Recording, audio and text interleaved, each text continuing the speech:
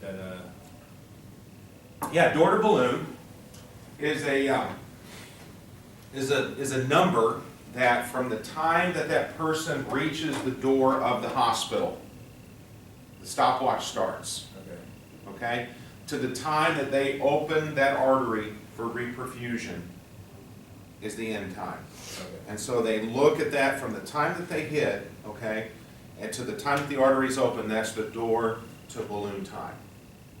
Okay? Now here's what's interesting, is the door to balloon starts at that facility. So let's say that you show up in I-70, the hospital on I-70, whatever, okay? And so you come in with chest pain, they do the workup, they get you in at center point. Well, the door to balloon doesn't start from the I-70, it starts from the time that you hit the doors to center point. So, you know, it's a little wishy-washy when it comes to the numbers, but that's what they do. Their door to balloons are quicker when we do field activations, because part of that process is if you come into the emergency department, especially if it's after hours, they have to call in the cath lab, they get a 30-minute response time, cardiology gets there within 30 to 40 minutes, they have to prep the lab, sort of that whole delay. Think about it, if I can call from the bedside and say we're having a code STEMI activation, they go, okay, they activate the cath lab and the cardiologist, they're driving in, you can see how that shortens all of those little areas within those times, okay? And it really frustrates the hell out of the emergency rooms because when you look at the shortest door to balloon times are all EMS, and the longer balloon times are all in hospital. And so they are constantly trying to figure out how do we shorten, where can we cut, and what makes the difference is the early activation. That's the best thing that you can do to affect that. Now, to go on with this, now what you're seeing is that we've never really honored the door to balloon necessarily with our two hospitals. We actually look at 911 to balloon. So we want to look at the whole system because we're part of a system of care, okay? And so one of the numbers that we look at is we go, okay, from the time 911 is called, we monitor all of those, and we want that number to be less than 90 minutes. And so that's what our target is. So you'll see door to balloon times of 27, 28 minutes for the hospital, and 911 at 78, 80, something like that. That's where we want that. And so when you're looking at your care, that's when you go, okay, so I want to be measuring from the time my folks arrive on scene, do they make patient contact? Because when they make patient contact, that's when it starts, okay? And then, of course, the whole 911 starts at the call processing time. You look at all that stuff. But how long does it take them to get aspirin on board? How long does it take them to get the 12 lead? They discover STEMI. How long does it take them to do the activation of the STEMI? Scene time, transport time, okay, and into the cath lab. Now, with that said, a comment that was brought up yesterday talked about, transport and emergency. That's going to be paramedic discretion. That's going to be something that's going to be directed by your medical director, your service administrators, whatever. But ultimately, really, when it comes down to this, is going emergency really the safest and fastest way to go? It's really not. Okay? The risk versus benefit. Am I going to pick up a couple of minutes at the risk of motor vehicle accident, which is certainly going to delay things? Okay? So again, those are some things that have to be thought of, that going emergency isn't necessarily the best thing for the patient as well as for your crew, and the time savings is not that significant. Okay? All right, so let's see what's next here. Timely reperfusion is more important than the method used. So we have a patient who's got a blocked artery. There's two ways to open it. What are they? Stents, angioplasty and stents, and what's the other one? Okay, so that's mechanical extraction, but what's the other one that we can use? Use medicine to dilate. Yeah. Well, medicine to open it up, right? Like TPA, okay, streptokinase, TNCase, Retivase, all of those medications. that actually break the clot down, okay? They do TPA for strokes all the time now. Well, what's interesting is that when the cath lab stuff really started and ramping up in the 2008s and 9s, and we're not talking too far in the past, okay? That the cardiologists were like, you know what, just get him here, just get him here. Don't worry about giving him the fibrinolytic. Let's just get him open, get him to the cath lab as quick as we can. So that was pounded into our heads, okay? Well, guess what? What we saw is we saw a hesitation for these doctors and stuff that were sitting way out here where access to these labs was going to be delayed, and they weren't given fibrinolytics. Why? Because the cardiologist said, no, get him to the cath lab. That's the best thing. Bleeding risks are lower and all that other stuff. And so now there's this hesitation that, you know what, in giving fibrinolytics, okay? And so more, and I know CenterPoint's really being aggressive with this, they're going out to their hospitals, the smaller feeder hospitals, and saying, you know what, if you can't get them here within an hour, which is ACC criteria, American College of Cardiologists say if you can't get them there within 1 hour, you need to be giving them fibrinolytics. Okay? And so there's this whole education to doing that. Because if you think about the scales, certainly the risks are much less if you go in and do a cath, either through the groin, and even much less if you do it through the radial approach, okay, from the bleeding complications. All right, but as time goes on, as that clock begins to tick, there's a point where fibrinolytics are better options for our patients, certain patients, than getting them to that cath lab. Okay, so there's a risk benefit. There's a chance where that changes. Now again, in the urban setting where we are in suburban setting, it's not an issue. We've got cath labs everywhere, okay, that we can get them into. However, these places that are outside of that, they need to be doing more fibrinolytics, okay? Because it is the better option for the patients. Okay, so just a little bit of the risk factors. We know what this stuff is all about, right? It's in your book.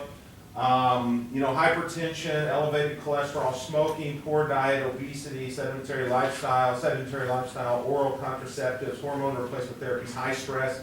We can change these, can't we? We can change these, or we can take medications to help us with it. One of the #1 risk factors of arterial disease and stroke is hypertension.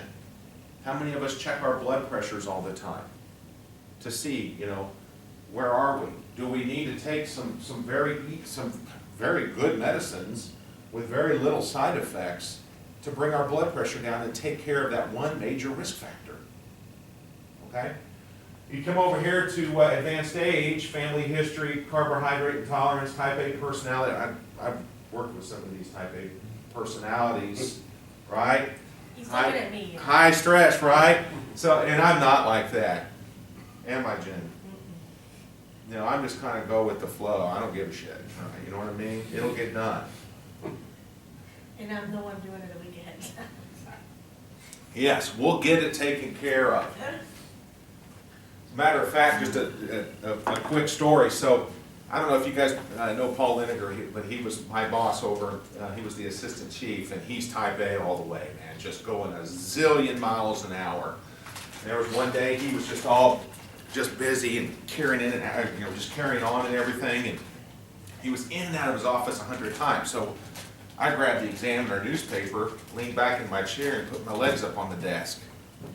And I'm just sitting there looking at the paper, and I hear this, comes on past my office, and stops. And he turns around, and he looks in, and he goes, "Really?" I went, "Yeah, what? I'm just taking a break, I'm reading the paper." He just shakes his head and walks off. You know, that type A personality and stuff, you know. So anyway, let's talk just a brief thing about smoking. What do we know about smoking? Besides, it's, bad for our lungs, you know, oral cancer, all of those things. But what else? When we're talking about acute coronary syndromes, okay, what effect does smoking have on the body's ability to coagulate or to clot? It has something to do with the, sorry. What does it do to clotting? Does it make you clot more or less? clots more. Clots more. Yeah, absolutely. It clots more. Considerably more. Matter of fact, there was a study that was done, and you know, I don't know if you would, I mean, to me, it reinforces the point, but they looked at coronary arteries, okay? And so they looked at smokers versus non-smokers who died of an AMI, okay? And what they noticed was very profound. First of all, they noticed that in the patients that were not smokers, okay, that they had some significant arterial disease, okay, and then when they looked at it, they had a small fatal clot. So they had this process of atherosclerosis, and we'll talk about that later on in the chapter, but they had this disease that over decades of life began to increase. Maybe they had issues with chest pain or angina or whatever, things like that. They had some symptomology, right? And then they had a real small fatal clot, okay? That ruptured. They had a clot. Versus the smokers was quite profound, because what they noticed is that smokers had significantly less disease, but they had big old fat clots. Okay? Big old fat clots. So what's that tell you about clotting? Just from smoking itself, is you clot much more than you do necessarily if you don't. So your increases for pulmonary embolisms, AMI, DVTs, all of those things go up. As a matter of fact, you guys will do advanced medical life support. I think it's a great course. I think it should be something that's mandated for every paramedic, okay? But I'll tell you right now, okay, if you remember this, you're going to have a scenario, okay? And Jen, close your ears. And it's going to be a lady who's been on a bus ride, okay? And she's been on a long bus ride. She's at the bus stop and she's complaining of shortness of breath and chest pain, okay? She's a smoker and she takes birth control. What's her diagnosis? She's having a heart attack. Okay, potentially a heart attack, but what else might it be? That acute onset of shortness of breath. And you really haven't covered this, but think about it. What about a pulmonary embolism? From sitting so long. Sitting so long, maybe she had a clot down here in her leg or something that migrated up. Okay? Ding, ding, ding, smoking, and especially oral contraceptives and young women, you have to think about pulmonary embolisms, things like that, because they clot so much faster. Okay? So, when you get that one, just say pulmonary embolism. I'm done. And walk out. Do you know why the clotting is increased? No, it's just what happens in the blood. I mean, you ask a hematologist or something that would tell you exactly what happens chemically, but it's all those nasty chemicals that are associated with smoking that do it. And then birth control itself is the hormones you're talking birth control is hormones, right? So it goes in and it just all kinds of side effects to that. That's why I stopped taking birth control. I know, I did too. I did too, yeah. Yeah, I know what you mean, man. I started on boobs. That was all the Boobs. to keep going. Oh, that shit, I'm on video. Sorry. All right. Moving on. So what's the leading cause of death of firefighters? Heart attack. Heart attack. What's the leading cause of police officers? Probably heart attack. What's the leading cause of drunk drivers? Heart attack or embolism. Yeah. What's the leading cause of death of lawyers? Heart Patients. And on, and patients, yeah, and on and on and on, right? So we know that it's a big issue. And of course we know the numbers. It's a huge issue. This is interesting here. About half in the emergency room die before reaching the hospital or during the first few minutes or hours. Why? Because typically these people wait. By the time they call us, they're pretty damn sick, right? And so these are the patients that usually code in the house or code certainly en route to the hospital. If you've got a smoking habit like that, well, you might want to knock it down, right? And if you've got cholesterol issues, you probably need to address them. the point of this is that there's so much, we'll use a term called medical management, okay? And it used to be with patients with significant arterial disease, they would go in and they would balloon it open because of the narrowing. And then they realized, you know what, that's not necessarily the best thing to do because that inflames and injures the vessel, and then the body starts coming in and trying to do things as a result of that, and it actually worsens the disease. So now they won't go in and routinely just balloon things open and put stents in unless there's significant stenosis in that particular, significant lesion within that particular vessel. So they'll use medical management. They'll just go in and say, look, there's nothing we can fix right now. However, let's control your blood pressure, exercise more, let's control your cholesterols, et cetera, et cetera, et cetera. So they'll do it medically managed, and it's very, very effective. Okay, patients are living longer, they're doing better, and that rate of atherosclerosis or that arterial disease is actually decreasing. Okay, so that's a great way to go with it. All right.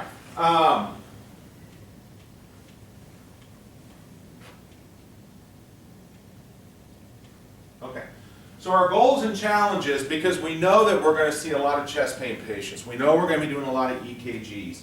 Our goals and challenges are what? To formulate an unbiased, objective field impression from our assessment, hands-on, et cetera, and implement a treatment plan. Okay? This isn't going to be about cookbook medicine that goes, okay, you're having chest pain, let's have you walk over to the cot, sit down, get in the back of the ambulance, get wheels moving, and do everything. Okay? That's not what this stuff is about. I don't care about the high volume service as well. I can't see you guys run a lot of calls. We still need to do good assessments, good patient care, initial treatments, and then get them in the back, get them to the hospital as safe as we can. Okay? So that's those are the challenges. It's not always easy at 3 o'clock in the morning, is it? Okay? So through this chapter, we really kind of want to not do this, right? I don't know what the hell this cardiac rhythm is, so I'm going to shock you into something I can recognize, right? And typically we do a pretty good job of VFib. We like it. We know what asystole is. It's probably the most stable of all the rhythms, right? Okay? So it's everything in between. So I'm going to challenge you through this chapter over these next several weeks to really get this stuff down, because what we don't want to have happen is I don't want to acquire a 12 lead and at the patient's bedside I go, is this a STEMI, do you think? What do you think? Is this a heart attack or something? Should I be concerned with this because I'm not sure, I'm suspicious? What does that do for the patient? Yeah, we want our patient to believe that calling 911 was a good thing, right? Yeah, we want to get them there. So when this thing is printing off from our machine and we look at it, we go, there's my STEMI, click over, St. Luke's, activate the STEMI, blah, blah, blah. Okay? So we want you to read this confidently and competently as much as you can. Now with that, I wanted to say also that after this chapter, from here on out, you will have EKGs at the beginning of every class. Okay, you'll have 10. All right? And the purpose of that is what? To keep you looking and applying the rules. Okay? That's the only secret to this rhythm interpretation, is applying the rules. Okay? And so look at as many EKGs as you can. You guys that are working out in the field right now, if the medic, look at what it is and say, is that what this is, or whatever. Start utilizing that now, especially when we start getting to 12 leads. Okay, people are like, I have a hard time reading one lead. I got to read 12 of them? Well, yeah, and you can do it. Okay, so when you're in the hospital dropping somebody off, ask, hey, do you have any STEMI EKGs that I can see? Well, yeah, because they all have a box. It's for a cardiology read. Okay, so they go over here, take a look at this and you can and read the EKG. So the better you are at looking at 12 leads over and over and over, the better you're going to be when it comes to an accuracy standpoint. Okay? All right. And so lastly, to drive this point home, we really want to think about how we come across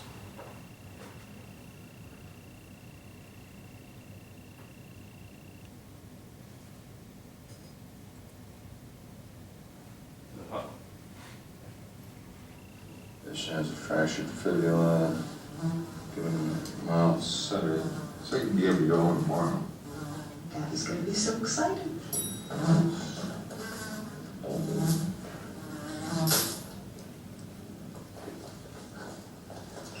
That killed him.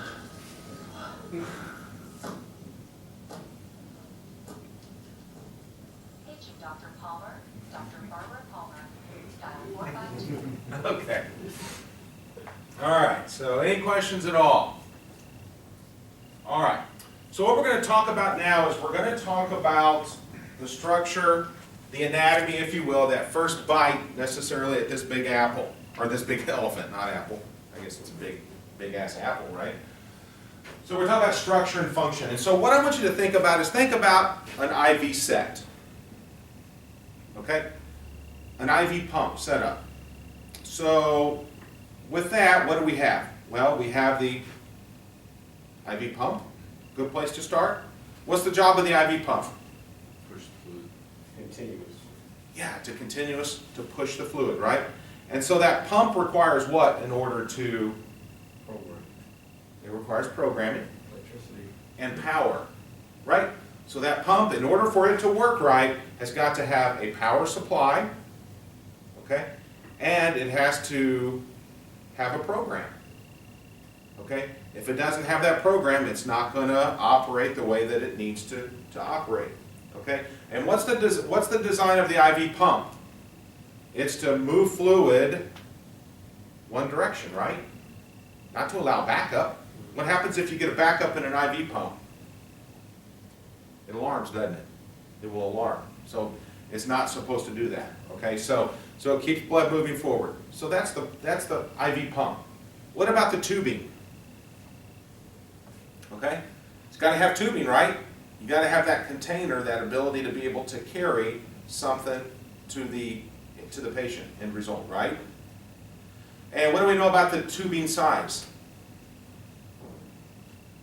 What do you know about blood tubing? Anybody know what blood tubing is? Seen blood tubing? Blood tubing versus regular IV tubing. Why does tubing size have any effect? Changes the maximum flow. Volume. Changes pressure, changes volume, right? So the bigger we make that container, the bigger we make that IV tubing, the more fluid we can move through it, right? Okay? All right? And then, of course, the IV bag itself. What's inside of that bag? Fluid, right? So fluid has whatever it is it's supposed to. Okay?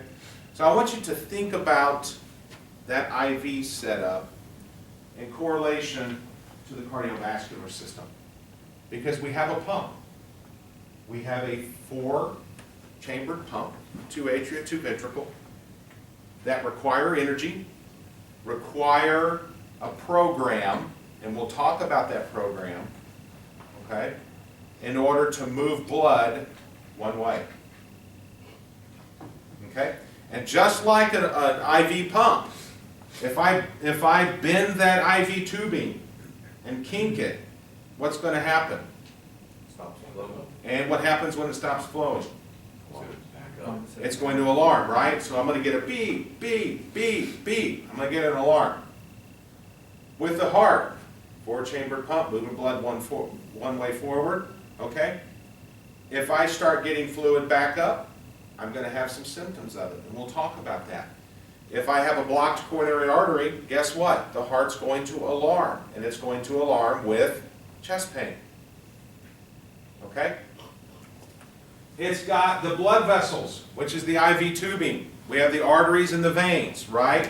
The arteries themselves have the ability to really clamp down, to change their diameter, to be able to add more blood flow or less blood flow, increase the pressure in the container. So when I have a container that's squeezing down, is the pressure high?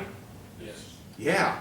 And so whenever that container dilates, is the pressure higher or is it lower? Lower. Yeah, it's lower. Okay? So we'll talk more about that as we move through here. Okay? And then, of course, the fluid. The fluid is the blood, right? And so its job is to what? Deliver oxygenated blood and nutrients to the cell, and then to be able to take off those byproducts, those waste products, and to eliminate them in the body. Okay? So that's the structure and the function of that. What happens when we no longer can deliver oxygenated blood and can no longer take those nasty byproducts of metabolism away from the cell? What happens? Cell dies, cells die. The cells start to die, right? So we use kind of a term that's defined as inadequate tissue perfusion. Okay, inadequate means it's not adequately enough. Do we get inadequate here? When it can't transport it, right? It's inadequate, right? Tissue, being the cells, perfusion, that flow of oxygen and CO2 off the cell. So inadequate tissue perfusion is a definition of what? Necrosis. No. You haven't had this lecture yet, but shock. Right? Shock itself, although there's lots of different reasons for shock, okay? Hypovolemia, sepsis, neurogenic, anaphylaxis, cardiogenic, all those things. But all of those things have in common because one of these things is wrong. Cardiogenic, the pump's not working, okay? And so neurogenic and the other ones have to do with the containers, or the distributive, to be able to do that. So when we can't deliver this stuff, then what happens is that the cells become oxygen starved. All right? So when we have a failure of this, we have a shock state, is the point I'm trying to get with that. All right, anybody see what I did with the clicker? You're on there, but Oh, yeah, thank you. All right, so let's talk about the cell, or let's talk about the heart. The heart is a pretty amazing thing. So everybody make a fist. Take a look at your fist. This is about the size of your heart, okay? And it's a 4-chambered pump, okay? And can be cut in half with a left and a right side, which we'll talk about each one of these. The heart itself weighs about 7 to 15 ounces in weight, which is what? That's not a lot. Yeah, right? And it circulates about 7,000 to 9,000 IV bags, liters of fluid every day.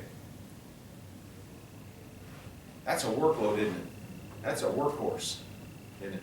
Figure out 7 to 9,000, just go off of 9,000 liters of blood per day times 365 days times the average lifespan of 70. Now we're living longer, and that's going to give you an idea of how much volume this amazing workhorse circulates.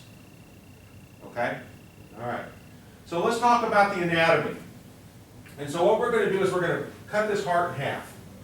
All right, we're going to talk about the right side of the heart first. Okay? So on the right side I have an atrium.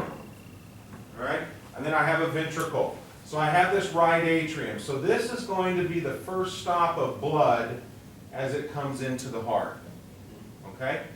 Now feeding the blood flow coming into the heart, okay, which is what we call your venous flow into the heart, right, comes from the superior and inferior vena cava. Okay? Superior and inferior vena cava.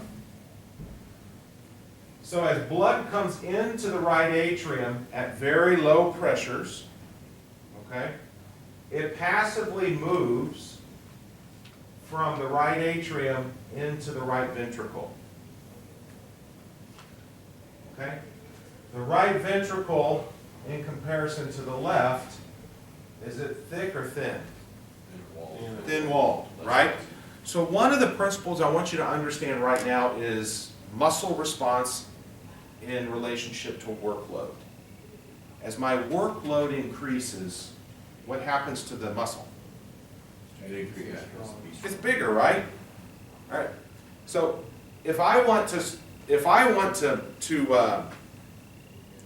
curl this 150-pound weight, am I just going to be able to pick it up and curl it? No. What am I going to have to do to eventually pick this thing up? Start lower weight, right? Resistance. Increase resistance. And over a period of time of increased resistance, the muscle gets bigger, and I'm able to eventually, I'll never be able to pick it up, but eventually be able to pick it up.